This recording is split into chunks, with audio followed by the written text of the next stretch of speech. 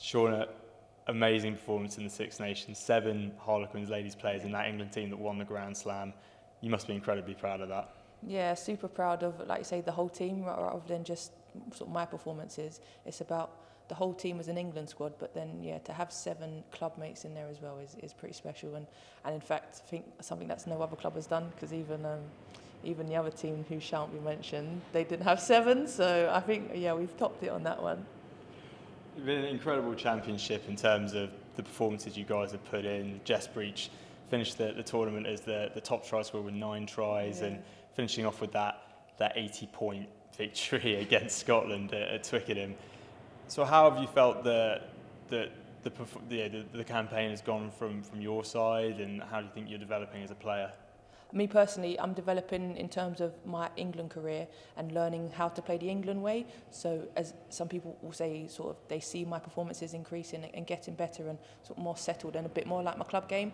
So I think for me it's because of the confidence. So going in, I know at Quins, I know what we've got to do, I know our job, I know my specific job within the team, but in England it wasn't sort of clear in the beginning because it was all new. But as the games are going, I know my place, I know what I'm expected to do, I know what I want to do and what I need to do. So then that shows in my game. It's just a lot more relaxed and a lot less thinking, because thinking just slows me right down. And then you play alongside your club mates, and you've got Jess Breach, who has scored more tries than she has caps, which is pretty cool, and she hates it because she has to sing on the bus every time she scores, and she hates that. But then being able to play with her the way we play at club, and I know where she's going to be on the pitch, and even me as a forward, she's always looking for work and coming in and finding us, and we make our little breaks, and I know that Jess is going to be there somewhere, so it makes it good. The transition over to England, it just keeps it a constant-ish as much as it can. So it just makes us proud to be able to work together on and off the pitch, and being able to carry each other through. In the Six Nations, you've played in front of a couple of amazing crowds, firstly down at Exeter and then at Twickenham Stadium on Saturday. How special is it that the game is growing, women's rugby is growing in such a way that you're attracting over 10,000 supporters for a couple of, 2 of the games in this campaign? Yeah, it's very, very special, because as you say, it's growing constantly, and you go to some away games and you see sort of smaller crowds, and you think this is okay, but it's still an international match, and you expect more and you want more. And then we come to our home games, and the RFU has taken rugby on the road, so open us up to other audiences, and so people are actually paying to come and watch us, and they're enjoying us and our presence. And down next to sort of just pop into local town for a cup of tea or a coffee, and people sort of not necessarily recognise us personally, but they know we're the England team and that we're here, and everyone's very welcoming, and it's such a big event. Whereas sometimes in Twickenham it's just rugby, because it's Twickenham, rugby's everywhere. So yeah, taking it on the road is nice to make us feel a little bit more special and a little bit wanted, to be honest. And even at Twickenham though, the final crowd number was sort of 13,000 plus, and that's a very big number, and to give the crowd what they want and beat Scotland 80-0.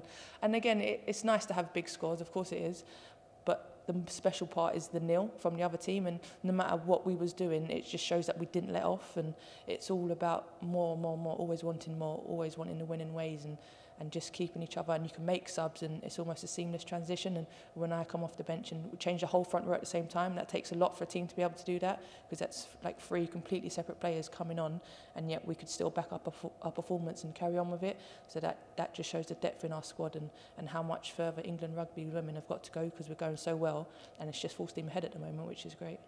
You're back with the club now. We're getting back into Till's Premier 15s action. We start on Saturday at Surrey Sports Park against Darlington. How excited are you to be back, and are you looking forward to putting that quarter shirt back on Saturday? Yeah, I can't wait. I love playing for club. It makes me so happy. You just run around like a headless chicken and just play the Quins way, which is the original way I learned how to play rugby. I'm a bit worried that if I play 80 minutes, I've not played 80 minutes in about 3 months, so I'm probably going to be dying at the end of it. But yeah, I just can't wait, and just being with the girls, and it does make me happy playing for Quins, and seeing Jock and seeing Gary and being around a different set of people is nice. So it's nice being around the girls in camp in England, and then it's nice to come back to the different sides. So you go from being around loads of full-time athletes and sort of trying to find, even just finding things to talk about. When you're around a group of people constantly, it can be hard. So then coming back to being around a different group of people with different outlooks on life, different aspirations.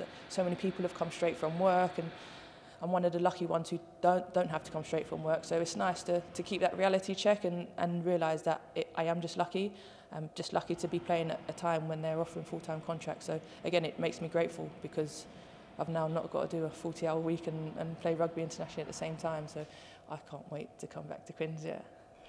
It's now a really crucial part of the season. We've got these final 2 rounds of the regular season to make sure that we get that home semi-final place.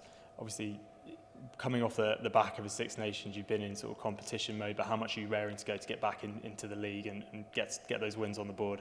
Ready and raring. I mean, our last club game was a few months ago, and it will be difficult in hopefully not for too many minutes, but it will be difficult in the first sort of opening stages. For me personally, as I say, I've not played an 80-minute game for a few months, so it will be difficult in terms of just pacing myself and not just having that burst of 20 or 30 minutes as I have been coming on off the bench for England, and settling in and helping the girls settle in. So because we haven't been at club training either, there's a lot that's going to change. So there's a lot us England girls and the other internationals are going to have to catch up on, and it's for us to respect what the club has been doing while we're away and to respect what the other girls have been learning. And it's not for us to just sort of waltz back in and be like, yeah, we're the big girls and you're going to do what we say. It's very much about what the club's been doing and what they've been doing while we're away, and us settling back into the club rather than the club settling back to us.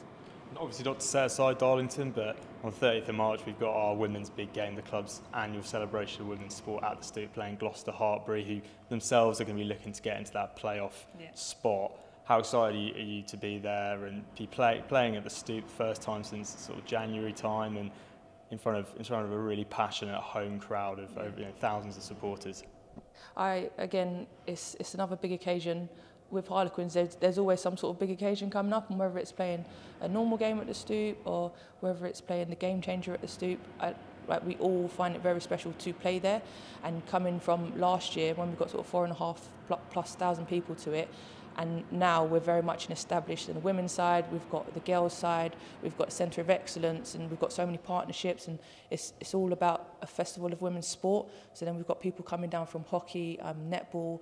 We've even got the Met Police coming down to sort of show off what they do, and it is very much about women, and not just in sport. It is women in life, and celebrating us as a gender, and seeing what we can do, and just letting people know it's okay. It's okay to do what you want to do, and if it's sport or not, it doesn't matter. If you want to ride a horse with the Met Police, it's okay. Like, it doesn't. If you want to be a dog handler, it's okay.